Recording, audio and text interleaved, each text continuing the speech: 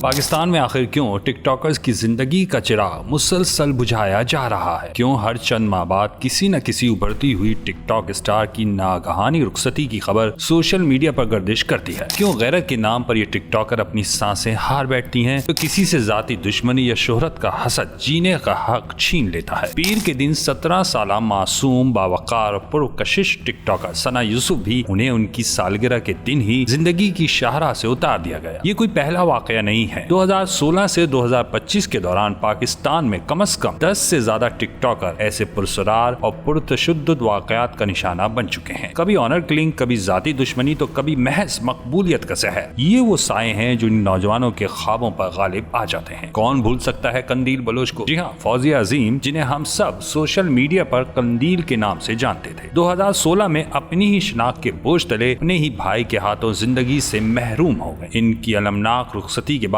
पाकिस्तान में गैरत के नाम पर होने वाले जुराइम के खिलाफ कानून साजी की गई, मगर सवाल अब भी बाकी है, क्या कानून साजी काफी थी? फरवरी 2021 में कराची के इलाके गार्डन में टिक टॉकर मुस्कान शेख समेत 4 अफराद की पुरसरार अंदाज में जान चली गई। पुलिस ने इसे जाती दुश्मनी करार दिया, लेकिन सोशल मीडिया पर तनाज़ात ने भी इस अलमिये को हवा दी। 2022 में पंजाब में एक टिक टॉकर को सिर्फ इसलिए हमेशा के लिए खामोश कर दिया गया क्योंकि वो खेतों में काम करती खवातीन की वीडियोस बनाता था और उसके दोस्त को ये अमल नागवार गुजरा। फरवरी 2023 में गुजरावाला के 17 साला टिक टॉकर रिजवान सलीम को उनके ही कजन ने खानदान से हमेशा के लिए इसलिए जुदा कर दिया क्योंकि उनकी सोशल मीडिया पर बढ़ती हुई मकबूलियत बर्दाश्त न। जून 2024 में सक्खर से 2 टिक टॉकर्स और उनके साथी को अगवा किया गया। अगवाकारों ने तावान में लाखों रुपए तलब। 2024 में जून के ही महीने में कराची के नॉर्थ नाजमाबाद में एक नौजवान को जो मार्केट में वीडियो बना रहा था, एक सिक्योरिटी गार्ड ने उसकी मौजूदगी नापसंदीदा समझते हुए उसे दुनिया से ही रुखसत कर दिया। जनवरी 2025 में कोयटा की 14 साला टिक टॉकर हिरा अनवर, जो न्यूयॉर्क में पैदा हुई और सोशल मीडिया पर खासी